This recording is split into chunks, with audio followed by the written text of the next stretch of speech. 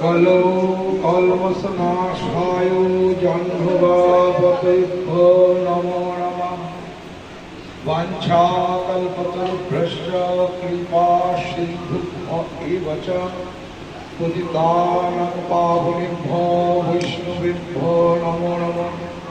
जय रूप सनातन भट्ट रघुनाथ श्रीजीव गोपाल भट्ट दास रघुनाथ इच्छाय गोसाईर परिचरण बंदन जहा हति विघ्नाश अभीष्ट पुराण दुर्गमे पथिमेन्धस्य स्थलोत्पादगतिर्मोह सत्कृपा ज्येष्ठिदानेन सन्त सन्त वरं वरं। जय जय श्रीनिताय गौर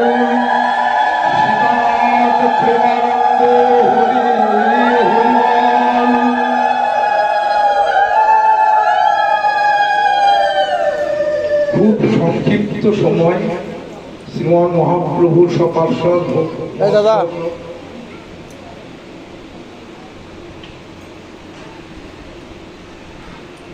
আয়োজন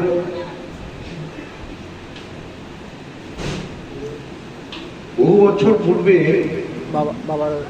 এই প্রেমতলী স্থানে ঠাকুর মহাশয়ের সেই অনুষ্ঠান দিবসে আমাদের পরম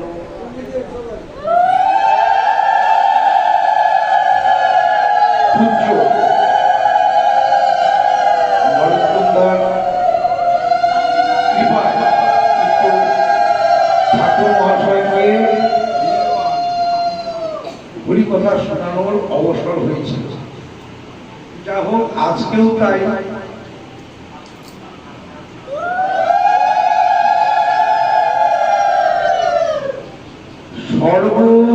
সর্বমহাগুণগণ বৈষ্ণব শরীরে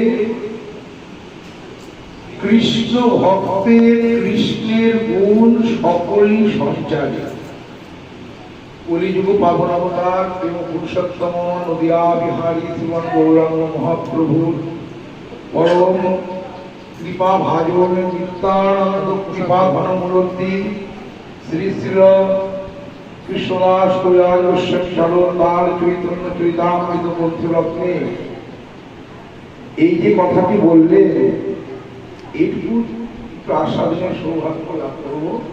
সময় খুব সামান্য।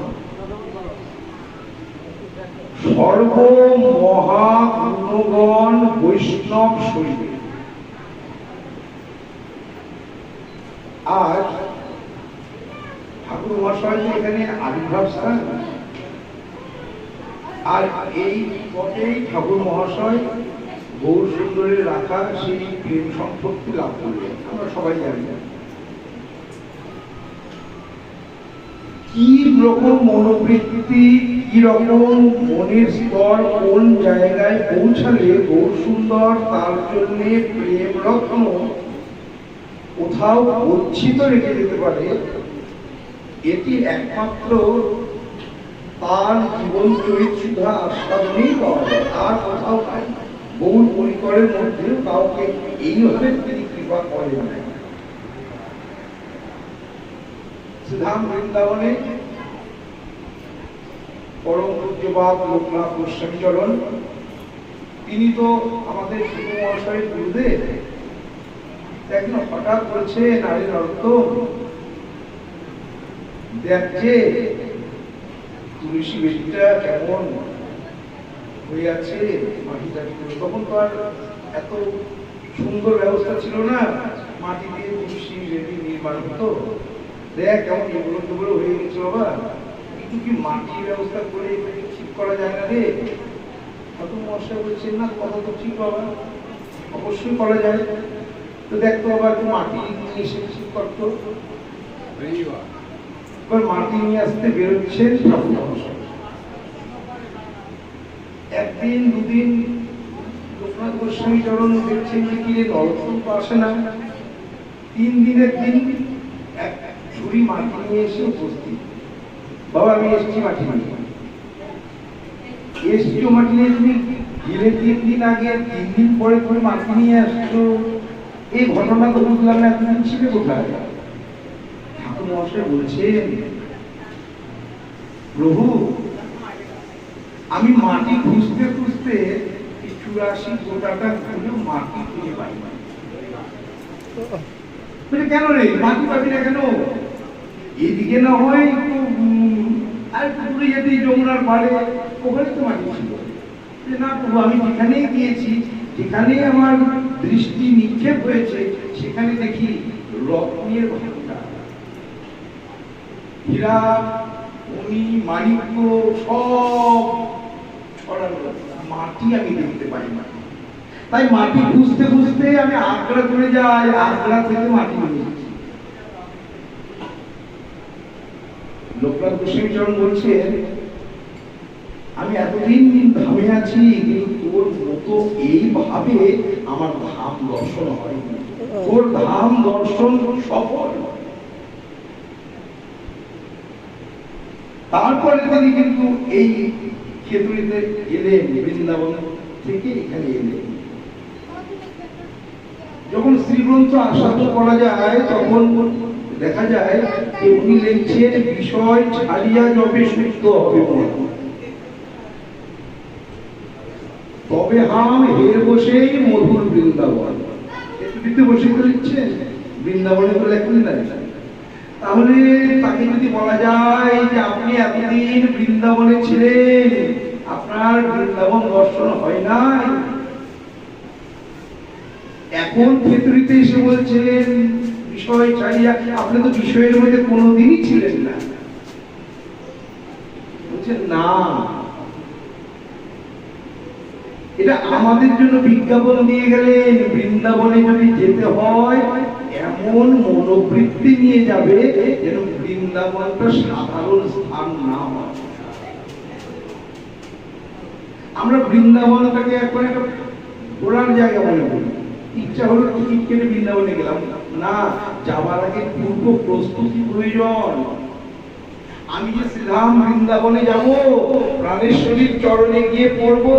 প্রাণেশ্বরীকে তো কি শাস্ত্রে বলা আছে, রাজা রাজ দর্শন, গুরু দর্শন, বৈষ্ণব দর্শন, ভগবত দর্শনে গেলে খালি হাতে যেতে হয় না, হাতে কিছু নিয়ে যেতে হয়। তাহলে আমি শ্রীধাম বৃন্দাবনে যখন প্রাণেশ্বরীর চরণে গিয়ে পড়বো, আমি তার জন্য কি নিয়ে যাচ্ছি? হ্যাঁ, বলতেই পারে বর্ষণায় যাচ্ছি, কত মালা বিক্রি হচ্ছে, কত মিস্ত্রি, কত প্রসাদ বিক্রি হচ্ছে, কিনে নেব না গো। প্রাণেশ্বরী ওই প্রাকৃত কোন বস্তু তিনি গ্রহণ করেন। লক্ষ্মী যার চরণ সেবা করছেন অনবরত, তিনি যার নাম, তিনি যার চরণ সেবা করছেন লক্ষ্মী, তিনি যার নাম নিরত জপ করছেন, তাকে প্রাকৃত কোন দ্রব্য দিয়ে তাকে ভোলানো যাবে না। তাহলে কি? তাহলে ওই বাড়িতে বসে বসে ওই যে মায়েরা নিয়েছেন হাতে, গুলো তো আমরা তো বুঝি না, কি যেন করে, এরকম এরকম করে, ওটা করে করে করে করে একটু একটু করে কুম্ভটা পূর্ণ করতে হবে। পূর্ণ পূর্ণ করে প্রাণেশ্বরীর চরণে গিয়ে বলতে হবে, প্রাণেশ্বরী এসছি আমি, নাও তোমার জন্য জিনিস জমা করে সব তোমার চরণে উজাড় করে দিলাম। এবার তুমি আমাকে তোমার করে নাও। ভাবটা থাকবে এমন, আমি ঘুরতে যাচ্ছি না, আমি প্রাণেশ্বরীর চরণে বিজ্ঞাপন দিতে যাচ্ছি। প্রাণেশ্বরী, তোমার চরণ ছাড়া তো আমার কোনো গতি নাই। অনন্ত কোটি ব্রহ্মাণ্ডের যিনি মালিক, তিনিও বলেছেন তোমার চরণ ছাড়া নাকি তারও কোনো গতি নাই। তাহলে তুমি আমাকে তোমার চরণের স্থান দাও। আর বিশেষত্ব কি? বৃন্দাবন থেকে গোটা ভূভারত কোথাও এমন স্থান নেই যেখানে প্রাণেশ্বরীর প্রেমরত্ন গচ্ছিত রাখা ছিল। সেই স্থান মহৎ স্থান। এটি সৌভাগ্য কি, একটা যদি পাত্রের মধ্যে তেল রাখা হয়, তেল নিংড়িয়ে নিলেও কিন্তু পাথরের গায়ে কিছু না কিছু লেগে থাকবে, সম্পূর্ণ কি উঠে যায়? যায় না। ঠাকুর মহাশয় প্রেম পেয়েছে এখান থেকে, কিন্তু সব তো তিনি নিয়ে যাননি। যে গায়ে লেগে আছে না, সেগুলো আমাদের জন্য কৃপা করে রেখে গেছে। শুধু ওটা করে পাওয়ার অপেক্ষা। তো বলছি পাচ্ছি না কেন? এর আগে তো এসেছি কয়েকবার, এই পদ্মাতে স্নান করেছি, ওই কোনো অনুভব তো হচ্ছে না। যেমন শ্রীকুণ্ডে চান করলে রাধারানীর মতো সমপ্রেম কৃষ্ণ দান করে ভগবান বলেছে। কতবার গিয়ে কুণ্ডে স্নান হচ্ছে, ওই একটুকু তো কোনো পরিবর্তন হচ্ছে না। হচ্ছে না এই জন্যই যে কৃপাটা যেখান থেকে হওয়ার কথা সেখান থেকে হচ্ছে। কারণ আমার প্রথম ভুলটা হচ্ছে শ্রী গুরুদেবের মনুষ্য বুদ্ধি, বৈষ্ণবে জাতি বুদ্ধি, বৃন্দেজিতে হচ্ছে বৃক্ষ বুদ্ধি, প্রসাদে অন্ন বুদ্ধি। এগুলো যতক্ষণ থাকবে ততক্ষণ প্রেম অনেকদিন আগে রেখে গেছে। বহু সুন্দর তো ঠাকুর মহাশয়ের প্রেম প্রাপ্তির আগের দিনই রেখে যাননি পদ্মাতে।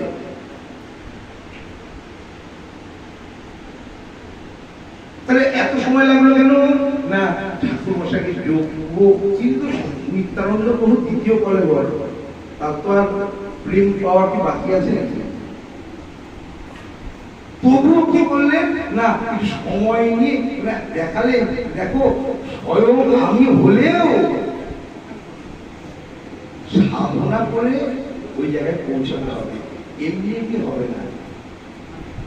সব থেকে মহৎ কথা যে এই জগতে তো আর কোথাও এমন জায়গা নাই যেখানে প্রেম রেখেছিলেন, এই জায়গায় রেখেছিলেন একমাত্র। সেই জায়গাতে এসেছি আমরা, পরম সৌভাগ্য। আর কথা কি বলবো, অনন্ত কোটি মুখে যদি ঠাকুর মহাশয়ের গুণকীর্তন করা যায়, কোটি জন্ম পার হয়ে যাবে, তার কথা শেষ হবে না। কেন না, চৈতন্য চরিতামৃত বলছেন সর্ব মহা গুণগণ বৈষ্ণব শরীরে। আর আমার প্রভাত বলতে, এবার যদি জন্ম হয় তাহলে আমি জন্মের প্রথম লগ্ন থেকে শুধুমাত্র প্রেম ভক্তি চন্দ্রিকাটাই আস্বাদ করবো, আর দ্বিতীয় কোনো গ্রন্থ অবলম্বন করবো না। আমি বলেছিলাম প্রভু তা কেন? বলছে সমস্ত গ্রন্থ থেকে মৈথুন করে যে রস, সেটা শ্রীমদ ভাগবত, শ্রীমদ ভাগবত কেবল মৈথুন করে যে রস, সেটা হচ্ছে চৈতন্য চরিতামৃত, চৈতন্য চরিতামৃতকে মন্থন করে যে রস, সেটা হচ্ছে প্রেম ভক্তি চন্দ্রিকা। শুধু প্রেম ভক্তি চন্দ্রিকা আস্বাদন করে জগতে কোনো গ্রন্থের আস্বাদনের প্রয়োজন নেই। সব সমস্যার মীমাংসা চৈতন্য প্রেম ভক্তি চন্দ্রিকার মধ্যে ঠাকুর মহাশয় রয়েছে। অপার কৃপা। সবচেয়ে বড় কথা, আমাদের ঈশ্বরী মা জাহ্নবা এখানে এসেছে, তার চরণ ধূলিভূত।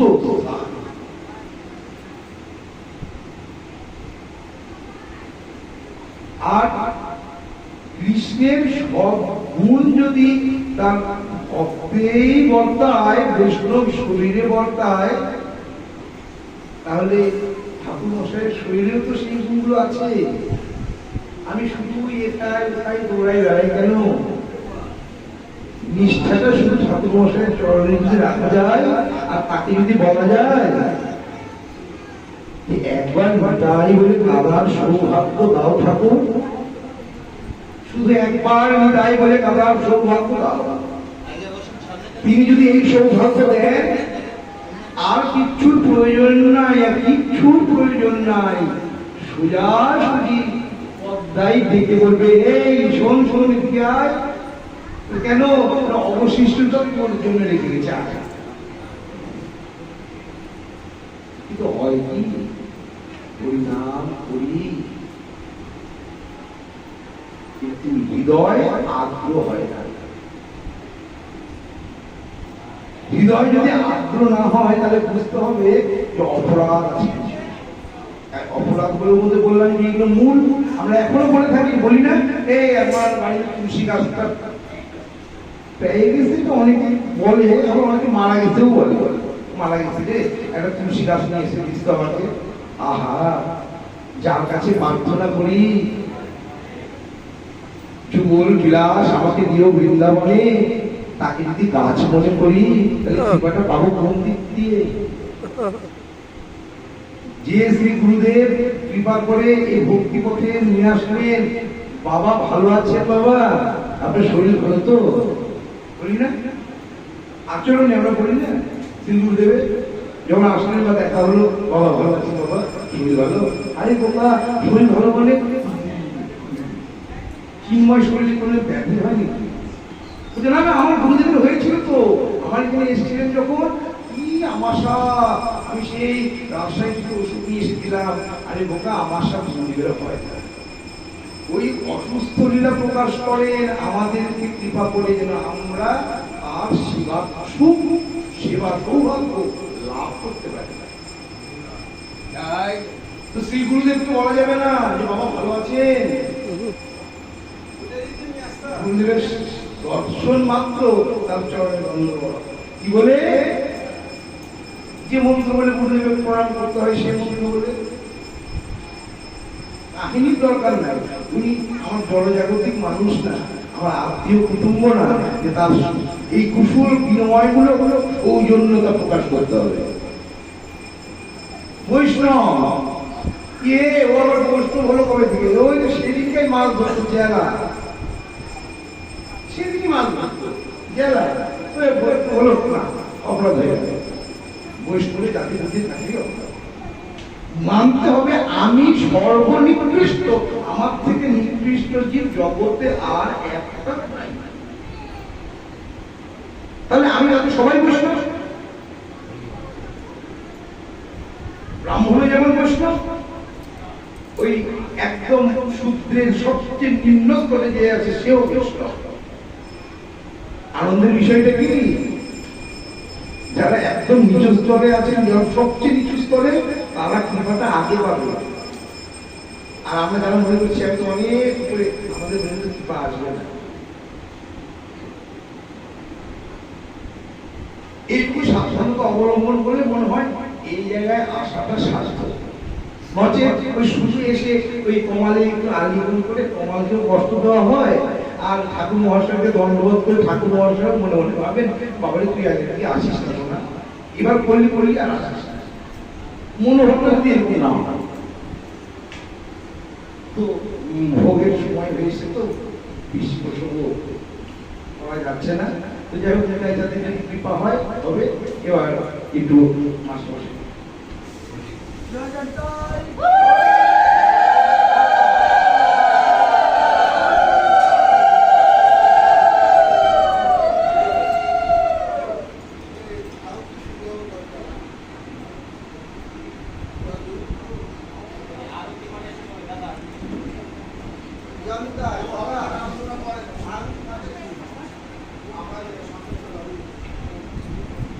জয় জয়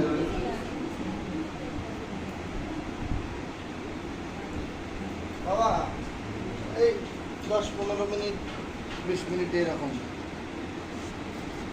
জয় জয় জয় জয় শ্রী গুরু নিতাই গৌর।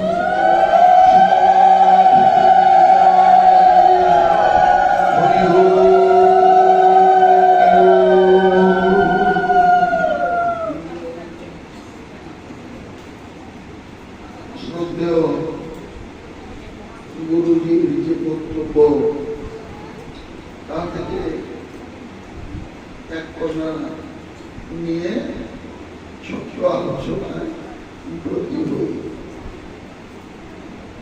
এই যে সকল সর্বগুণ বৈষ্ণব শরীরে একটা চুম্বক, চুম্বক বিভিন্ন ধরনের হয়, শক্তিশালী চুম্বক। সেই শক্তিশালী চুম্বক তার দুটো মেরু থাকে, একটা উত্তর মেরু, একটা দক্ষিণ মেরু। বৈজ্ঞানিক সূত্র মেরু সমমেরুতে বিকর্ষণ আর বিপরীত মেরুতে আকর্ষণ। উত্তর মেরু মিলিত হলে বিকর্ষণ, দক্ষিণ মেরু মিলিত হলে বিকর্ষণ। কিন্তু উত্তর মেরু দক্ষিণ মেরু মিলিত হলে আকর্ষণ। চুম্বকের যে চুম্বক শক্তি তার একটা ক্ষেত্র আছে, একটা এরিয়া বা ক্ষেত্র পর্যন্ত সেই শক্তি প্রয়োগ হয়। যতদূর পর্যন্ত চুম্বকীয় বস্তুকে চুম্বক আকর্ষণ করে। বৈষ্ণবগণ তাদের শরীরে কৃষ্ণের সমস্ত শক্তি প্রবেশ করে। ভগবান অনন্তময়, তার অনন্ত শক্তি। তো অনন্ত শক্তি বৈষ্ণব শরীরে প্রবেশ করে না। যে যে শক্তিগুলো বৈষ্ণব শরীরে প্রবেশ যোগ্য,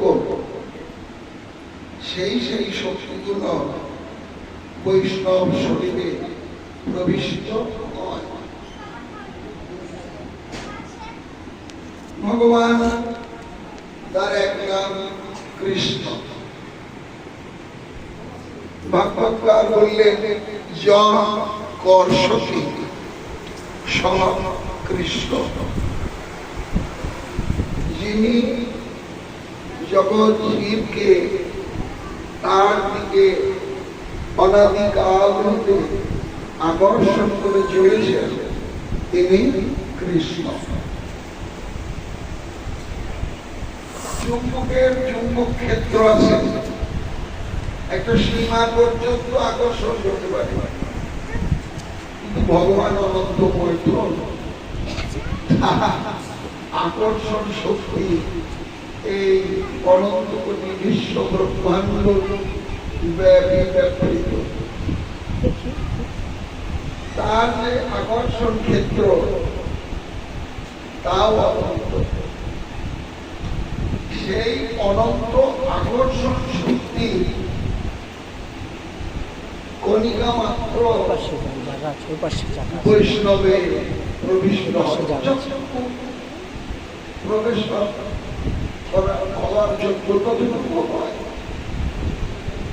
সেই ততটুকুই তার যে আকর্ষণ যদি অনুভব করা যায়, সে আকর্ষণ বর্ণনার যোগ্য নয়। শ্রীল ঠাকুর মহাশয় তাদের যে তার আকর্ষণ শক্তি যতটুকু প্রবিষ্ট হয়েছে, তাই দিয়ে তার যে ক্ষেত্র আকর্ষণ ক্ষেত্র তা বিশ্বব্যাপী,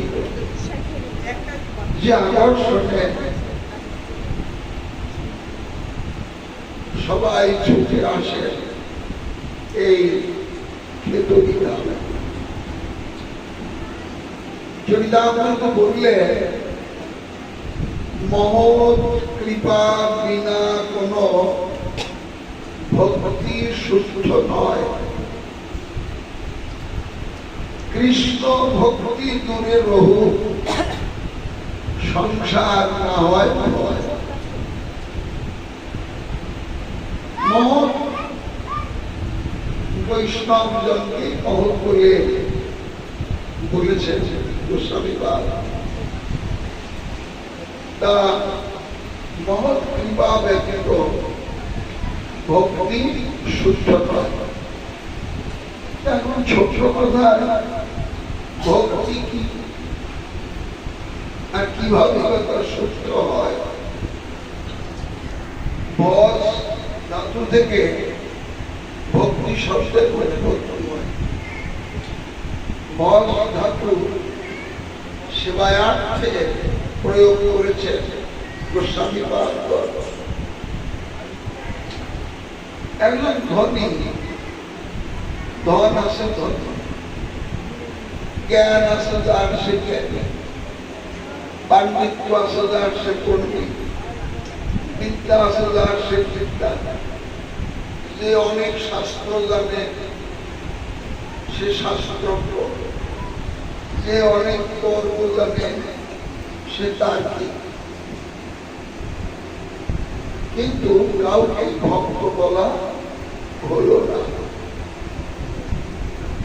এক একজনের এক এক উপাধি, কর্মানুসারে, জ্ঞান অনুসারে। কেউ ভক্ত না, তাহলে ভক্তকে পূজ্যপাদ ডক্টর রাধারবীন্দ্রনাথ শ্রী চৈতন্য চরিতামৃতের গৌর কৃপা করমণি টিকায় বললেন, জ্ঞান, বিদ্যা, পাণ্ডিত্য, ধন, সম্পদ, ঐশ্বর্য, বিদ্যা, বুদ্ধি ইত্যাদি ইত্যাদি থাকলে ভালো, কম থাক বেশি থাক খারাপ কর ভালো, নাও যদি থাকে তাদের দোষের কারো না কারো বা প্রত্যেক দিন কিছু না কিছু থাকে, যার যেটুকুই থাক ওইটুকু দিয়ে যিনি নির্মল চিত্তে ঐকান্তিকতার সাথে ভগবত সেবায় নিয়োজিত একমাত্র তিনি হলেন ভক্ত। একজন অনেক বিদ্যা, মোটা মোটা পুঁথি পুস্তক সব কষ্ট,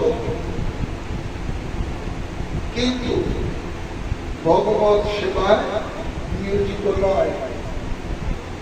অনেক উকিল, অনেক ব্যারিস্টার, অনেক চিকিৎসক, অনেক প্রকৌশলী, অনেক বিদ্যান মানুষ, মোটা মোটা বই মুখস্থ, কিন্তু কৃষ্ণের প্রধান মন্ত্রটা বুঝবে না। তাহলে এত তার বিদ্যা ভগবানের চোখে লাগলো কি লাগলো না। একজন অনেক ধনী, অনেক সম্পদের অধিকারী, দান ধ্যান চার যজ্ঞ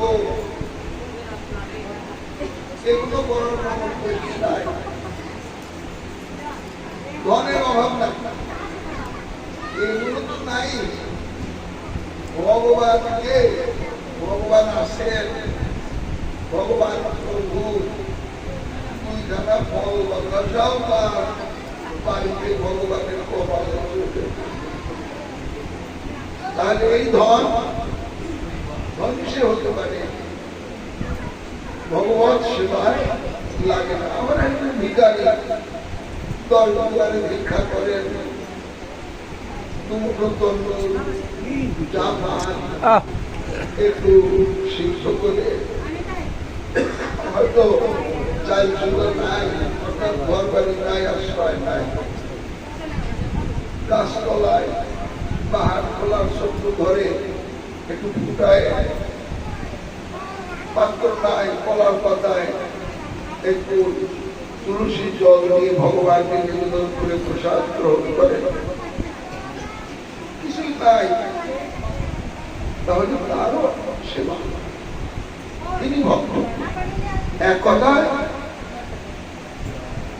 ভগবানের সেবায় যিনি নিত্য নিয়োজিত রয়েছে তিনি হলেন ভক্ত। আর এই ভক্তি পাওয়া যাবে কোথায়? কলিযুগ, কলিযুগের প্রাপ্তিত প্রেম ভক্তি পাওয়া যাবে কোথায়?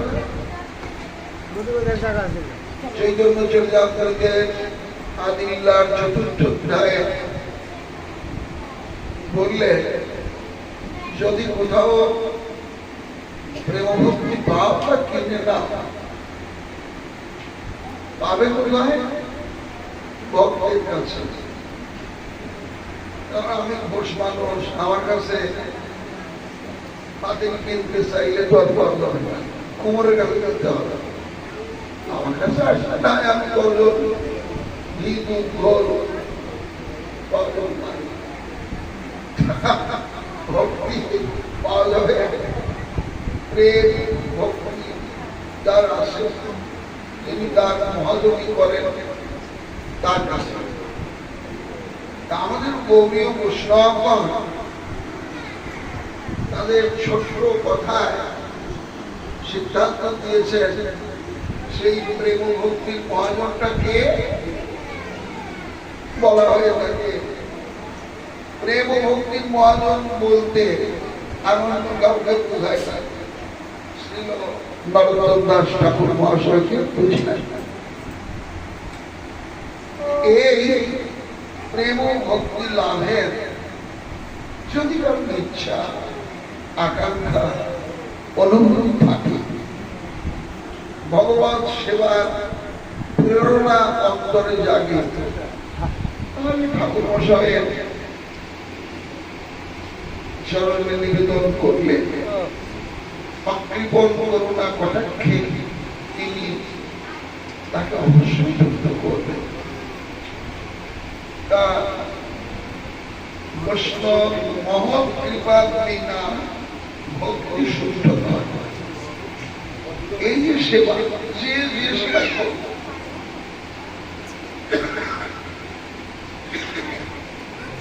সেই সেবা সত্যি একমাত্র মহতের করুণাই ঘটে থাকে। চরিতামৃতে আরো বললেন, কেউ জ্ঞান দিয়ে, কেউ যোগ দিয়ে, কেউ কর্ম দিয়ে ভগবান করুণা লাভের প্রয়াস পেয়ে যত মত পথ এই সমস্ত অবলম্বন করে ভগবান কৃপা লাভের আকাঙ্ক্ষা যে করুক না কেন, ভক্তি বিনা জ্ঞান কর্ম নারে ফল। জ্ঞান দিয়েও যদি কেউ ভক্তি লাভ করতে চায় তাহলে, আর জ্ঞান দিয়েও যদি কেউ কৃপা লাভ করতে চায় তাহলে অতি অবশ্যই সে জ্ঞানের সাথে ভক্তি থাকতে হবে। যদি কেউ কর্মে দিয়ে পেতে চায় তাহলে তার সঙ্গে ভক্তি থাকতে হবে। যদি কেউ যোগের দ্বারাও কৃপা লাভ করতে চায় ভক্তি থাকতে হবে। যেমন যত দামের খালি হোক, সার্ফ এক্সেল হোক, 570 হোক, আরো কত কত বেরিয়েছে না, যত উন্নত মানের খালি হোক, শুধু শুধু খার ঘষলে কাপড়ের ময়লা কাটে না। ওর সঙ্গে একটা মৌলিক উপাদান যোগ করে ঘষাঘষি করতে হয়। জল যোগ করে খার ঘষলে নোংরা কাটে আর আসল রংটা উঠে ওঠে। তেমনি যে যে ভজন পন্থা দিয়ে ভগবানের করুণা লাভ করতে চাক না কেন, ভগবানের সেবা করতে চাক না কেন, শুদ্ধা ভক্তি অতি অবশ্য প্রয়োজন। জল ছাড়া যেমন কাপড়ের আসল রং ফোটে না, ঠিক তেমনি শুদ্ধা ভক্তি ব্যতীত জীবের যে স্বরূপ, জীব যে কৃষ্ণের নিত্য দাস, এই রং ফোটে না। এই নিত্য দাসত্ব কোন কালেও জন্ম জন্মান্তরেও প্রকটিত হওয়ার সম্ভাবনা নাই। এই জন্য কবিরাজ গোস্বামী বার বললেন মম কৃপা বিনা ভক্তি শুদ্ধ নয়। এই বাক্য একেবারে কালের শাশ্বত কালের চিরন্তনী, এর কোন বিকল্প আর নাই। তারপরে স্তবকেই বললেন কৃষ্ণ ভক্তি দূরে রহু, সংসার না হয় ভয়। ভক্তি প্রথমে বললেন শুধু ভক্তি, আর পরে বললেন কৃষ্ণ ভক্তি। দেবতার উদ্দেশ্য মানুষ ভক্তি করে, দৈব কর্ম করতেও যদি কেউ যায় সেখানেও ফল পেতে হলে শুদ্ধ ভক্তির প্রয়োজন, ভক্তি ছাড়া সম্ভব না। তারপরে বললেন কৃষ্ণ ভক্তির কথা। কৃষ্ণ ভক্তি কৃষ্ণ সেবা,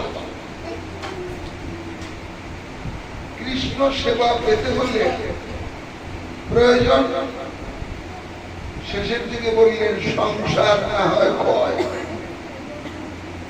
সংসার ক্ষয় না হলে সংসার সেবা যদি জীবনের লক্ষ্য হয় তাহলে কৃষ্ণ সেবা হয় না, এটাই যেন উদ্দেশ্য। সংসার সেবা শূন্য না হলে কৃষ্ণ সেবা হবে কি করল? বাস্তব সত্য। যদি কেউ মনে করে তাহলে কি আমার একেবারে ঘর সংসার সব ছেড়ে, স্বামী স্ত্রী পুত্র কন্যা আত্মীয় স্বজন বান্ধব সব ছেড়ে বনে জঙ্গলে থাকতে হবে, নাকি পথে পথে ঘুরতে হবে, দেশান্তরিত হতে হবে? ভক্তি সিদ্ধান্তের কথা তা নয়। সংসারের থেকে কৃষ্ণ সেবা হবে, সংসারের থেকে সংসার থাকবে না। নৌকা, এখন তো নৌকা লোহার তৈরি হচ্ছে, পুরনো দিনে তো কাঠ দিয়ে তৈরি হতো। কাঠের নৌকো জলে থাকলে ভালো থাকবে, শুকনায় থাকলে নষ্ট হয়ে যায়। নৌকা জলে থাকলে ভালো থাকে, কিন্তু নৌকায় জল থাকলে ভয় না। নৌকায় যদি বেশি জল থাকে তাহলে নৌকা ডুবে যাওয়ার কারণ। সহজ কথায় ভক্তি সিদ্ধান্তের কথা হলো এই, তুমি সংসারে থাকো, সংসার যেন তোমাকে না থাকে। সে কেমন সংসারে থাকবো আর সংসার আমাদের থাকবে না, তাহলে তোমার সংসার হয়? বলেন হয়। যেমন একটা মিল কারখানা, তার জেনারেল ম্যানেজার ওই মিল কারখানা কিভাবে চালাইতে হবে, কোথায় কোন কর্মচারী নিয়োগ করতে হবে, তার জায়গা কে দখল দিল, বেড়া দিয়ে রক্ষা করতে হবে, তার উৎপাদন কিভাবে বাড়াইতে হবে, একেবারে কারখানা থেকে শুরু করে ওই মিল কারখানাতে পায়খানা প্রস্রাবখানা সমস্ত স্থান সংরক্ষণ, কর্মচারীদের সংরক্ষণ, উৎপাদন বৃদ্ধি, আয় বৃদ্ধি, ক্ষতি যেন না হয়, সব কিছু নিয়ন্ত্রণ করে কে? ওই ম্যানেজারটা, জেনারেল ম্যানেজার। মাস গেলে একটা কোনা বেতন পায়, কত তো জানে যে কারখানা আমার না, কারখানা তো মালিকের বা সরকারের, আমি চাকর মাত্র। কিন্তু সব সংরক্ষণ করতে হয় না। যখন চাকরির বয়স 60 বছর হয়ে যায় আর তার ওখানে কোনো অধিকার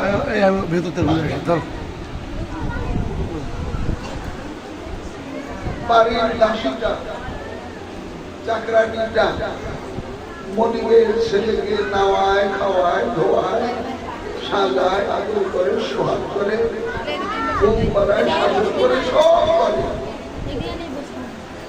সন্ধ্যাবেলায় নিজের বাড়িতে যে ঘুমায় ওর মনটাও জানে ছেলেটা তো আমার না, ছেলেটা মনিবের।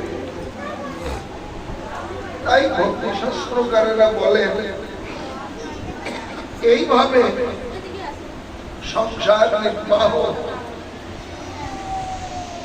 মনুষ্য জীবনের জীবনচর্যার উপায় হওয়া উচিত। যদি এমন করে জীব কৃষ্ণের নিত্য দাস, সংসারটা কৃষ্ণের, আমি তার দাস, এবং দাস হিসাবে সংসারের যাবতীয় সংরক্ষণ আদি এগুলো করা আমার কর্তব্য। এই বোধ যদি অন্তরে পাকা হয় তখন বোঝা গেল যে সংসার ক্ষয় হইল।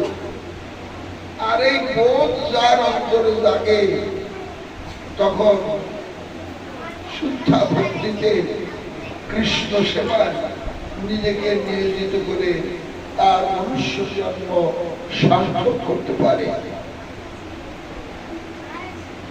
শ্রীল ঠাকুর মহাশয়ের যে ভক্তি সিদ্ধান্ত,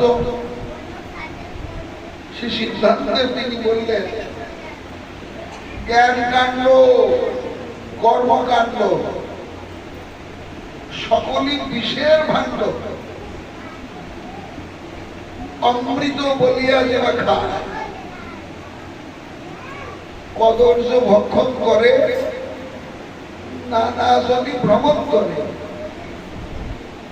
তার জন্ম অধঃপথে যায়। এর তাৎপর্য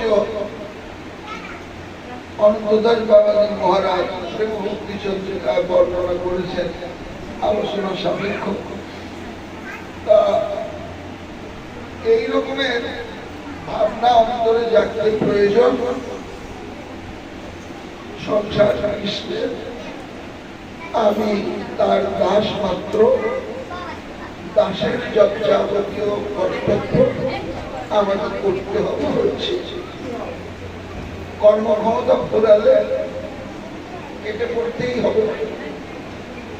এই ভাব অন্তরে জাগলে তখন কৃষ্ণ সেবা সার্থক হয়। এই ভাব জাগবে কবে? যদি না শ্রীল ঠাকুর মহাশয়ের মতো বৈষ্ণব ভক্ত মহজ্জনের করুণা কটাক্ষ কারো যদি পরে, তখন তিনি সার্থক হবেন। এই করুণা কটাক্ষ লাভের আরো পথ নির্মিত রয়েছে গৌড়ীয় বৈষ্ণব শাস্ত্রে। তার যারা কৃপা কারো তাদের এক নম্বরেই বলা যেতে পারে শ্রী গুরুদেব। শ্রী গুরুদেবের যদি করুণা হয় সেবা ভিক্ষা লাভ করবে। এখন বৈষ্ণব শরীরে সমস্ত কৃষ্ণের গুণ যেমন প্রবিষ্ট হয়, আলাদা করে না বলে পরিভাষায় বলা যায় শ্রী গুরুদেব হবেন একজন বৈষ্ণব, যার শরীরে এসব মন প্রবিষ্ট। গুরু বন্দনায় সনাতন দাস বলেছেন, মহিমায় গুরু কৃষ্ণ এক করিয়া। গুরু কৃষ্ণ নয়, কিন্তু শ্রী গুরুদেবের মধ্য দিয়ে কৃষ্ণের কৃপা জগৎ জীবের প্রতি বর্ষিত হয়ে থাকে। কবিরাজ গোস্বামীপাদ চন্দামৃতে বললেন, গুরু রূপে কৃষ্ণ কৃপা করেন জীবনে। তা এমন মহৎ চন্দ্রের করুণা ছাড়া কখনো কৃষ্ণ ভক্তি লাভ হয় না। এক কথায় কৃষ্ণ সেবায় উন্মুখতা, কৃষ্ণের প্রীতি জন্মায় না। ঠাকুর মহাশয় এই সিদ্ধ ভূমি সেই মনোভাব নিয়ে যারা এখানে এসেছেন, আসেন, আসবেন, অবশ্যই অলক্ষ্যে তাদের অন্তরে শুদ্ধ ভক্তির উদয় হবেই হবে। যে ঘরটা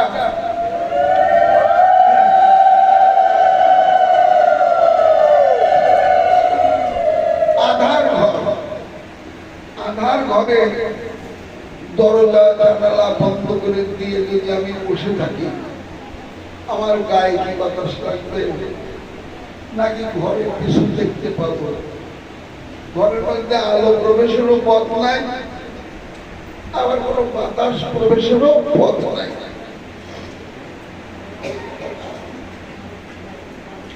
আলো বাতাস যদি পেতে চাই, তাহলে ঘরের সমস্ত জানালা দরজা খুলে দিয়ে বসে থাকতে হবে। যখন বাতাস উঠবে তখন অবশ্যই জানালা দরজা দিয়ে বাতাস প্রবাহিত হবে। বাতাসের প্রবাহ আমার তপ্ত অঙ্গ শীতল করে দেবে। আলোর প্রবেশ হবে, ঘরের মধ্যে সব দেখতে পাবো। ঘরের জানালা দরজা বন্ধ করে দিয়ে চুপচাপ বসে থাকবে, যেমন বাতাস আলো প্রবেশ করতে পারে না, কিছু দেখাও যায় না, তাও ঘেমে যায়, গরম লাগে। আর যদি খুলে দেয় তাহলে বাতাসে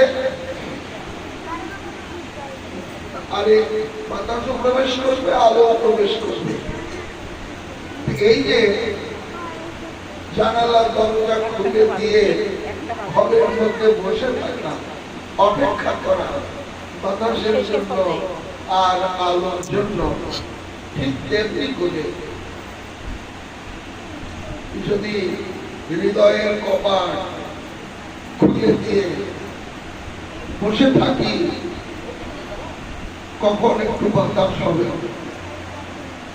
আমি যদি চুপচাপ বসে থাকি, হৃদয়ের দুয়ার খুলে দিয়ে চক্ষু, কর্ণ, নাসিকা এগুলো খুলে দিয়ে যদি বসে থাকি, তাহলে ভগবানের করুণায়, তার করুণা সংকল্প, মহৎজনের করুণার বাতাস কোনো না কোনো সময় আমার বিষয় তত্ত্ব